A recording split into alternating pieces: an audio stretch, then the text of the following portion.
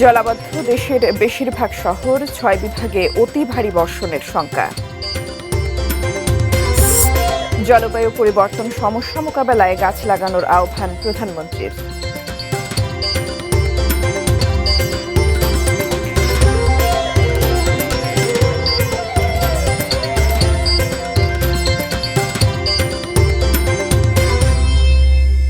এটি নিউজ দেখছেন। আমন্ত্রণ জানাচ্ছি দেশের খবরের সঙ্গে আছি ফারহিন টুম্পা। এতক্ষণ নাসির সিন্টেক্স গ্রুপের সৌজন্যে শিরোনামগুলো শুনছিলেন। বিস্তারিত। অতি ভারী বৃষ্টিতে দেশের বেশিরভাগ জেলায় সৃষ্টি হয়েছে জলাবদ্ধতা। কোথাও কোথাও বন্যার আশঙ্কা দেখা দিয়েছে। বিপর্যস্ত হয়ে পড়েছে জনজীবন, ক্ষতির মুখে পড়েছে ক্ষেতের ফসল। তবে কক্সবাজার সহ ৩ পার্বত্য জেলায় বন্যা পরিস্থিতি উন্নতির দিকে স্বাভাবিক হয়েছে বান্দরবানের সাথে সড়ক যোগাযোগ। প্রতিনিধিদের পাঠানো তথ্য ছবিতে ডেস্ক রিপোর্ট। গত শনিবার থেকে টানা ভারী বৃষ্টিতে কক্সবাজার জেলার অন্তত ৫০% নতুন করে প্লাবিত হয়েছে। দুর্গত এলাকায় সংকট দেখা দিয়েছে বিশুদ্ধ পানি, খাবার ও ওষুধের। এখনও পানিবন্দী জেলার অন্তত ৫ লাখ মানুষ।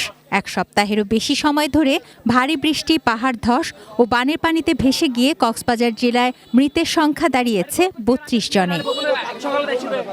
বৃষ্টিপাত কমে আসায় বান্দরবানের বন্যা পরিস্থিতির আরও উন্নতির দিকে। তবে সাঙ্গু, মাতামুহুরী নদীর পানি এখনও বিপদসীমার কাছাকাছি প্রবাহিত হচ্ছে।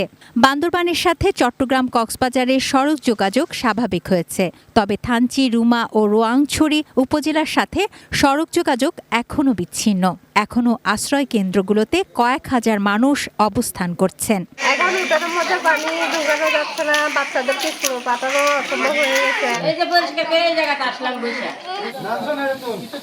রাঙামাটির বাঘাইছড়ি, বরকল, বিলাইছড়ি ও লংগদু উপজেলার নিম্নাঞ্চলে বন্যা পরিস্থিতির উন্নতি হতে শুরু করেছে। তবে উজান থেকে নেমে আসা পাহাড়ি ঢল ও অতিবৃষ্টির কারণে কাপ্তাই হ্রদের পানি দ্রুত বাড়ছে। এখনও হাজারো মানুষ আশ্রয় কেন্দ্রে অবস্থান করছেন। খাগড়াছড়িতেও বন্যা পরিস্থিতির উন্নতি হয়েছে। জেলার অধিকাংশ সড়কে যান চলাচল স্বাভাবিক হলেও মহালছড়ির মুবাছড়ি ব্রিজ পানিতে তলিয়ে যাওয়ায় ব্যাহত হচ্ছে যান চলাচল। প্লাবিত এলাকা থেকে পানি নামতে শুরু করলেও ফসলের ব্যাপক ক্ষতি নিয়ে উদ্বিগ্ন ভুক্তভোগীরা। রাতভর বৃষ্টিতে জলাবদ্ধতা দেখা দিয়েছে কুমিল্লা শহরে। তলিয়ে গেছে প্রধান সড়ক, অলিগলি ও আবাসিক এলাকা। কোমর সমান পানি পেরিয়ে ভেজা কাপড়ে পরীক্ষা কেন্দ্রে পৌঁছতে হয়েছে এইচএসসি পরীক্ষার্থীদের। এই ভিজা জামা কাপড় নিয়ে 2 ঘন্টা 2.5 ঘন্টা, আজকে একটু আধা ঘন্টা টাইম আমাদের এক্সট্রা দেওয়া হয়েছে। তো এক্সট্রা টাইম দেওয়া হয়েছে, তাও এতক্ষণ আমরা ভিজা জামা কাপড় নিয়ে বসে শরীর প্রচন্ড খারাপ লাগতেছে। আমরা স্কুলে যেতে পারছি না, অনেক বেশি পানি বন্যার কারণে।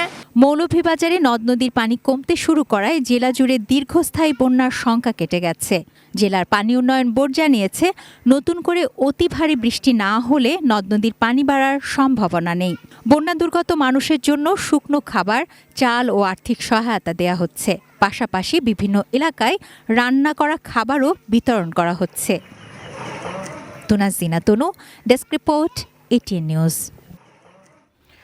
আগামী 2 দিন সারা দেশে বৃষ্টির তীব্রতা কিছুটা কম থাকতে পারে। তবে বৃহস্পতিবার থেকে আবারও বৃষ্টি বাড়তে পারে বলে জানিয়েছে আবহাওয়া অধিদপ্তর।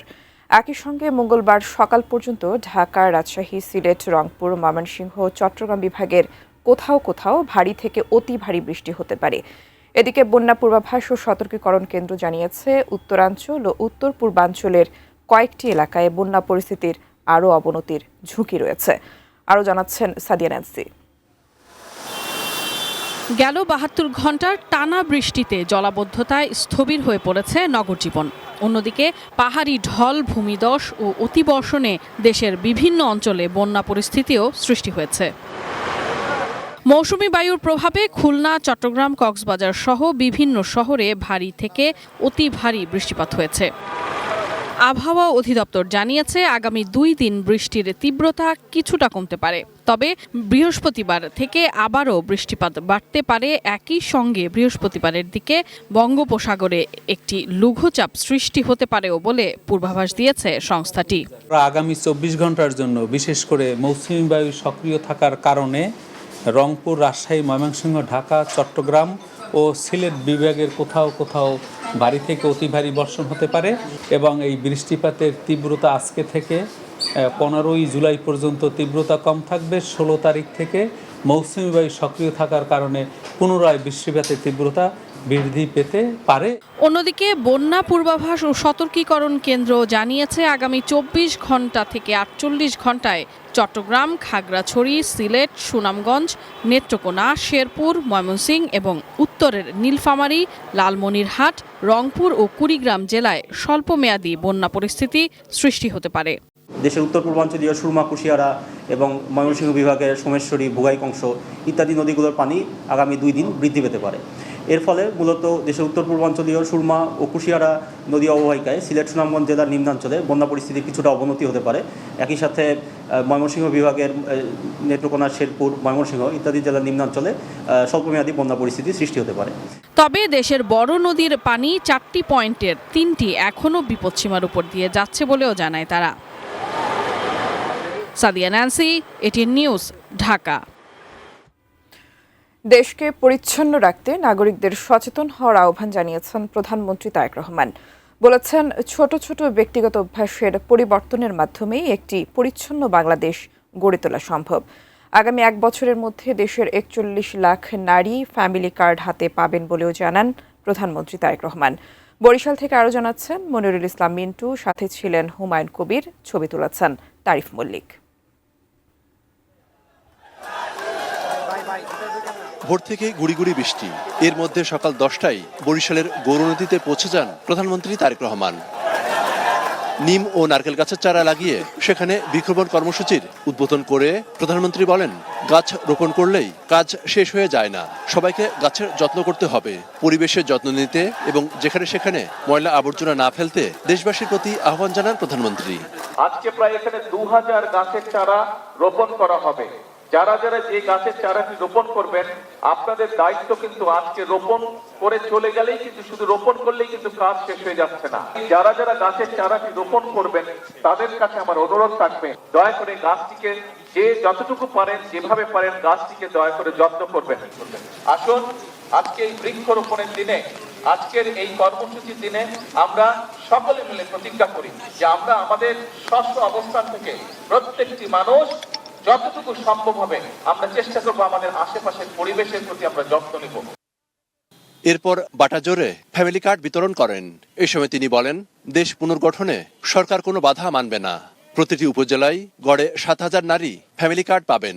পর্যায়ক্রমে আগামী 5 বছরে তার সরকার দেশের 4 কোটি পরিবারের নারীদের হাতে এই কার্ড পৌঁছে দেবেন বলে জানান প্রধানমন্ত্রী। আজকে আমাদেরকে যদি সামনের দিকে দেশকে এগিয়ে নিয়ে যেতে হয়, যদি দেশের মাদের হাতে, প্রত্যেকটি নারীর হাতে যদি ফ্যামিলি কার্ড পৌঁছে দিতে হয়, তাহলে আপনাদের সাহায্য, আপনাদের সমর্থন, আপনাদের সহযোগিতা বর্তমান বিএনপি সরকারের প্রয়োজন। সবাই যাতে আমরা বাংলাদেশে একটু ভালোভাবে চলতে পারি, সেটাই হচ্ছে বর্তমান সরকারের রাজনীতি, সেটাই হচ্ছে আমাদের লক্ষ্য, সেটাই হচ্ছে আমাদের উদ্দেশ্য। আমরা দেশে সকলকে শান্তিতে নিয়ে চলতে চাই। গৌরনদীর কর্মসূচি শেষ করে তারেক রহমান দুপুরে বরিশাল শহরে পৌঁছান। কীর্তনখোলা নদীর তীরবর্তী 30 গোডাউন এলাকায় বদ্ধভূমি সংলগ্ন সাগরদী খাল পাড়ে দ্বিতীয় দফায় বৃক্ষরোপণ কর্মসূচিতে অংশ নেন তিনি। সেখানে জিআই স্বীকৃত বরিশালের আমড়া গাছ ও নারকেল গাছের চারা রোপণ করেন। ধর্ম বর্ণ নির্বিশেষে সকল মানুষ মিলে আমরা যুদ্ধ করে দেশ স্বাধীন করেছিলাম।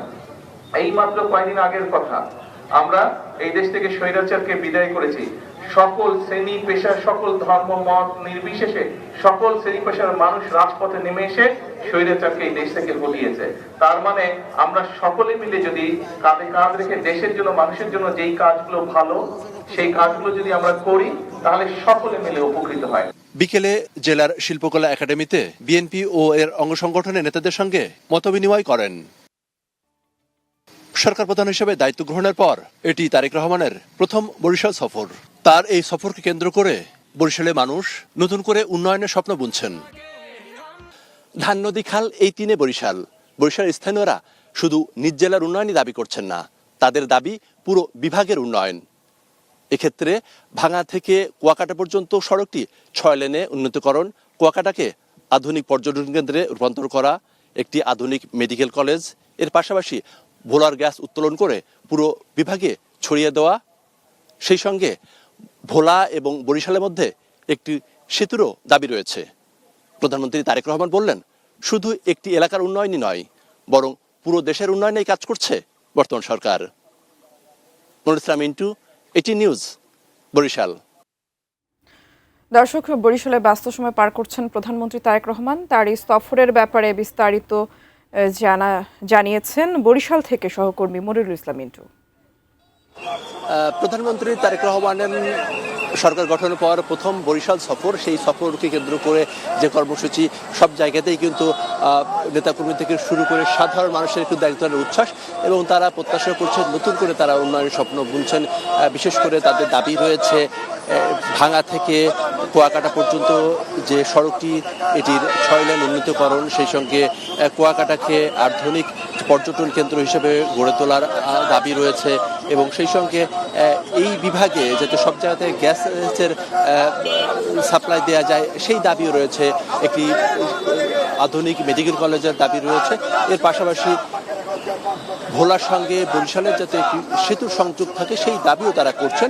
তবে প্রধানমন্ত্রী তারেক রহমান আজকে যে কর্মসূচি, সেই কর্মসূচিতে মূলত তিনি যে গাছ লাগানোর ব্যাপারে, পরিবেশ জলবায়ু রক্ষার ক্ষেত্রে যে সবাইকে ঐক্যবদ্ধভাবে আহ্বান জানিয়েছেন, এবং তিনি বলেছেন যে রাজনৈতিক বক্তব্য সেটি আসলে দেয়াই যায়, কিন্তু সেই রাজনৈতিক বক্তব্যের মাধ্যমে দেশের কোনো ভাগ্যের কোনো পরিবর্তন ঘটবে না, বরঞ্চ সবাই মিলে যদি কাজ করা যায় সেটিতেই আসলে দেশে উপকার হবে। এই জন্য তিনি প্লাস্টিক, পলিথিন, আবর্জনা সেটি রোধ করে সবাইকে একটি সুন্দর বাংলাদেশ গড়ার জন্য আহ্বান জানিয়েছেন। এর পাশাপাশি তিনি বলেছেন যে ফ্যামিলি কার্ড বিতরণ কর্মসূচি যেটি সরকার চলমান রয়েছে, এটির মাধ্যমে আগামী 5 বছরে 4 কোটি পরিবারের কাছে এই ফ্যামিলি কার্ড পৌঁছে দেওয়া হবে, এবং এর মাধ্যমে সারা বাংলাদেশের একটি সামাজিক একটি বড় ধরনের বৈপ্লবিক একটি পরিবর্তন ঘটবে, এমনটি তিনি মনে করেন। এবং এর পাশাপাশি যে আগামী 5 বছর যে 25 কোটি গাছ লাগানো হবে, এটির মাধ্যমে কিন্তু যে জলবায়ু এবং পরিবেশগত যে ঝুঁকি রয়েছে, সেই ঝুঁকি মোকাবেলায় বাংলাদেশ একটি গুরুত্বপূর্ণ ভূমিকা রাখবে, এটি তিনি প্রত্যাশা করেছেন। তিনি আজকে যেমন একটি ফ্যামিলি কার্ড বিতরণ কর্মসূচি এবং 2টি বৃক্ষরোপণ কর্মসূচিতে যেমন অংশ নিচ্ছেন, এর পাশাপাশি সেনাবাহিনীর কিন্তু গ্রীষ্মকালীন মহড়া সেটিও কিন্তু তিনি পরিদর্শন করেছেন। এবং এর পাশাপাশি বিকেলে তার শিল্পকলা একাডেমিতে বিএনপির যে সাংগঠনিক যে কার্যক্রম নিয়ে সাংগঠনিক একটি সভা রয়েছে, এবং সেখানে বিএনপির সাংগঠনিক যারা নেতৃবৃন্দ রয়েছেন তারা উপস্থিত থাকবেন, এবং সেক্ষেত্রে এই বরিশালের বৃহত্তর উন্নয়নে যে দাবিগুলো, সেই দাবিগুলো উত্থাপন করা হবে বলে জানিয়েছেন তথ্য সম্প্রচার মন্ত্রী জহিরুদ্দিন স্বপন। দর্শক, আবারও রাজধানীর জলাবদ্ধতার খবর জানবো। এই মুহূর্তে আমাদের সঙ্গে সরাসরি যুক্ত হচ্ছেন সহকর্মী আরাফাত সিদ্দিকী। আরাফাত, আমরা যতদূর জানতে পেরেছি আপনি রয়েছেন গুলশানের শাহজাদপুর এলাকায়। কি দেখছেন? জলাবদ্ধতার চিত্র, কোনো উন্নতির কোনো চিত্র দেখতে পাচ্ছেন কিনা জানাবেন আমাদের। ঝর্ণাধারা দেখছেন, এটি আসলে পার্বত্য অঞ্চলের কোনো প্রাকৃতিক দৃশ্য নয়, কোনো ঝর্ণাধারা নয়, এটি একেবারে মানব সৃষ্ট একটি দুর্যোগ। আমরা রয়েছি যেই জায়গাটায়, সেটি গুলশান থেকে শাহজাদপুর যাওয়ার যে রাস্তা, অর্থাৎ লিংক রোড বলে গুলশান শাহজাদপুর, সেই লিংক রোডের যে রাস্তাটি, সেটি জানেন যে 2 পাশে বারিধারা এবং যে লেক, হাতিরঝিল লেকের শেষ প্রান্ত এখানে, এবং এই লেকের এক পাশ গুলশান, বনানী এবং অন্যান্য অঞ্চলের যে পানি, সেই পানি উপচে পড়ে আরেক পাশে এসে পড়ছে, যার ফলে রাস্তাটি ভেঙেছে। এটি একেবারে অপরিকল্পিত একটি রাস্তা। আমরা কিছুক্ষণ আগে ঢাকা উত্তর সিটি কর্পোরেশনের যে প্রশাসক, তার সঙ্গে কথা বলেছি। তিনি বলেছেন যে এটি আসলে মানুষ চলতে চলতে একটি রাস্তা তৈরি হয়েছে, তারপর রাজুকের পক্ষ থেকে একটি রাস্তা করা হয়েছিল। এটি আসলে অপরিকল্পিতভাবে করা হয়েছে, এবং যার ফলে এই ভোগান্তি। কোনো ড্রেনেজ ব্যবস্থা রাখা হয়নি। তারা বলছেন যে তারা পরিকল্পনা নিচ্ছেন যে এই রাস্তাটি থেকে এখানে তারা একটি নান্দনিক ব্রিজ তৈরি করবেন, তবে সেটি আসলে অনেক দূরের পরিকল্পনার বিষয়। সেই পরিকল্পনা পাশ হয়ে আসার পর্যন্ত মানুষকে কিন্তু ভোগান্তি পোহাতেই হবে। দেখতে পাচ্ছেন যে যেটি বলছিলাম, যে গুলশান বনানীর যে বা গুলশান 2 নম্বরের পরে বারিধারা এলাকার যে পানি, যে লেক, সেটি উপচে পড়ে এই পাশে আসছে। খুব যে ভালো পানি সেটি বলা যাবে না, প্রচণ্ড দুর্গন্ধ ছড়াচ্ছে এই পানি থেকে। দেখতে পেয়েছেন যে ফেনা উঠেছে এই পানিতে এবং এই পানির প্রবাহ কিন্তু গত 2 দিন ধরে চলছে। আগামী কালকেও যদি বৃষ্টি হয় তাহলে কিন্তু এই পানি প্রবাহ অব্যাহত থাকবে। আমরা কিছুক্ষণ আগে দেখেছি যে ঢাকার যে প্রশাসক শফিকুল ইসলাম তিনি এসেছিলেন এবং তিনি এই জায়গাটি পরিদর্শন করেছেন। একই সঙ্গে আমরা বনানীর যে কবরস্থানের সামনে এয়ারপোর্ট সড়কে যে জলাবদ্ধতা রয়েছে সেটি নিয়েও তার সঙ্গে কথা বলেছি। তিনি বলেছেন যে ওইটি আসলে সড়ক ও জনপদের রাস্তা এবং কিছু রাজুকের রাস্তা, এটি তাদের দায়িত্ব নয়। তাদের দায়িত্ব না থাকার পরেও জনদুর্ভোগ বিবেচনায় তিনি এখানে এসেছেন এবং সেই বিবেচনায় তিনি এখানে এসেছিলেন এবং তাদের পক্ষ থেকে যে সুপারিশগুলো, তাদের যেগুলো মনে হবে তাদের প্রকৌশলীরা যেই সুপারিশগুলো করবেন সেই সুপারিশগুলোর আলোকে তারা আসলে পরবর্তী ব্যবস্থা নেবেন। এবং আমরা এখানে এসে যে সাধারণ মানুষের ভোগান্তি দেখতে পেয়েছি। আপনি কি এলাকার? আপনি এই এলাকার? আপনারা এই এলাকার? এই পানি কবে থেকে? মানে পরশুদিন থেকে। পরশুদিন থেকে এই অবস্থা? আরো বেশি আছিল, তখন তো একটু কমছে। কেন হয়েছে আপনার কি মনে হয়? এটা তো আপনার বৃষ্টির কারণে, আর এটা নিচে জায়গা যাইলে কি পানি কম হয়েছে না, নিচে ডেঞ্জার আছে, যায় কুলাইতে পারে না। এটা বড় চুঙ্গা দিলে পানি, কিন্তু পাইপটা ছোট ছোট তো পাইপ, এটা ব্রিজ করলে সবচেয়ে ভালো হইতো। ব্রিজ হইলে মনে হয় পানি একবারে গেল গেলে, পাইপ দিয়ে তো পানি দেবো না। শুনছিলেন যে আসলে সাধারণ মানুষও বোঝেন যে 2টি জলাধার, তার মাঝখানে একটি সেতু প্রয়োজন ছিল, কিন্তু ছোট ছোট পাইপ দিয়ে এখানে পানি নিষ্কাশনের ব্যবস্থা করা হয়েছে। এটি যে এতদিন টিকে ছিল এই রাস্তা, সেটি আসলে মানে হয়তো সৌভাগ্য, কিংবা আসলে সেই রকম বৃষ্টিপাত হয়নি। তবে আবহাওয়া অধিদপ্তর যে কথা আমাদের এর মধ্যে জানিয়েছে যে এর থেকে আরও ভারী বর্ষণ হতে পারে। জানেন যে 20 তারিখ নাগাদ আরও একটি লঘুচাপ বঙ্গোপসাগরে সৃষ্টি হতে পারে এবং সেই লঘুচাপ সৃষ্টি হলে ঢাকায় এখনও পর্যন্ত 100 মিলিমিটারের নিচে বৃষ্টিপাত হয়েছে, তখন যদি 100 মিলিমিটারের উপরে বৃষ্টিপাত হয় এই ভোগান্তি কিন্তু আরও চরম আকার ধারণ করবে। তো এই ছিল আমার কাছে রাজধানীর গুলশান শাহজাদপুর এলাকা থেকে সবশেষ। আপনাকে ধন্যবাদ। সহকর্মী আরাফাত সিদ্দিকী জানাচ্ছিলেন রাজধানীর জলাবদ্ধতার খবর। দেশের খবরে এ পর্যায়ে একটা বিরতি নিচ্ছি, সঙ্গেই থাকুন।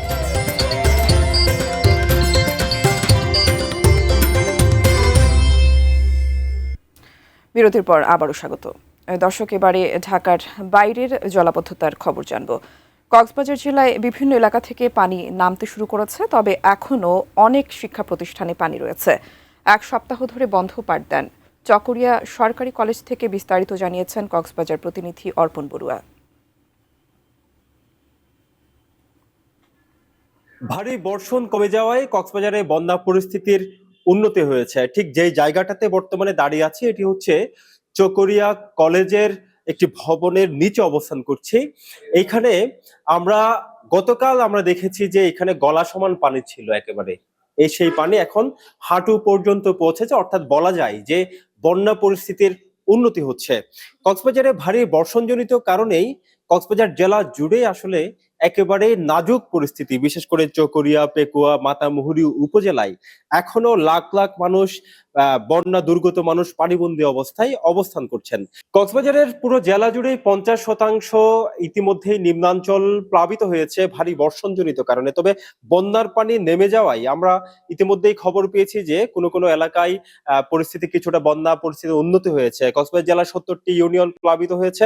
জেলার প্রশাসন সূত্রে আমরা জানতে পেরেছি যে কক্সবাজার জেলায় ইতিমধ্যেই আসলে কাঁচা রাস্তা থেকে শুরু করে গ্রামীণ সড়ক থেকে শুরু করে প্রায় 2000 কিলোমিটার সড়ক ক্ষতিগ্রস্ত হয়েছে। 79টি ব্রিজ কালভার্ট বিধ্বস্ত হয়েছে, ধসে পড়েছে। বলা যায় এই বন্যায় একেবারে কক্সবাজারে ব্যাপক ক্ষতি হয়েছে। হাজার হাজার একর ফসলি মাঠ এখনো পর্যন্ত বন্যার পানিতে নিমজ্জিত রয়েছে। কক্সবাজারের চকরিয়া কলেজ থেকে এটুকুই ছিল এখানকার বন্যা পরিস্থিতির সবশেষ খবর। এদিকে টানা বর্ষণ ও ভারতের মেঘালয়ে ভারী বৃষ্টির প্রভাবে সিলেটে নদ নদীর পানি কিছু কিছু স্থানে ফের বাড়তে শুরু করেছে। এ বিষয়ে সিলেটের চাঁদনীঘাট এলাকা থেকে আরও জানিয়েছেন প্রতিনিধি কামরুল ইসলাম মাহি। সিলেটের প্রধান যে দুই নদী সুরমা এবং কুশিয়ারা, সেই নদীর পানি বিপদসীমার নিচে রয়েছে। পাশাপাশি যে শাখা নদীগুলো রয়েছে সেই নদীর পানিও বিপদসীমার নিচে রয়েছে। তবে সিলেট জেলা প্রশাসনের পক্ষ থেকে বেশ কিছু পদক্ষেপ নেওয়া হয়েছে। বন্যা অর্থাৎ আগাম বন্যা সতর্কতায় যে আশ্রয় কেন্দ্র থেকে নিয়ে যে সিলেট যেহেতু পাহাড়ি অঞ্চল, পাহাড়ের পাদদেশে যারা ঝুঁকিপূর্ণভাবে বসবাস করেন তাদেরকেও সতর্কতা করা হয়েছে।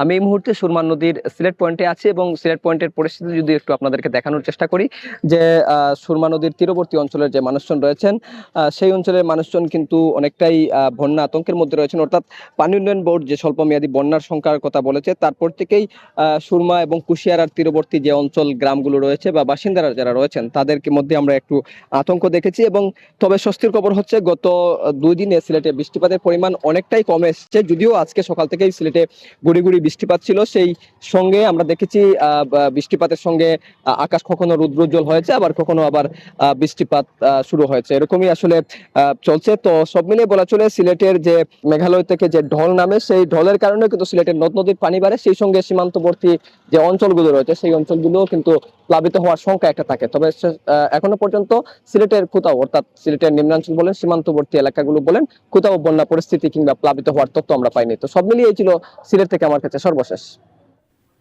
দর্শক, এই ছিল সর্বশেষ আয়োজন। সঙ্গে থাকার জন্য ধন্যবাদ সবাইকে।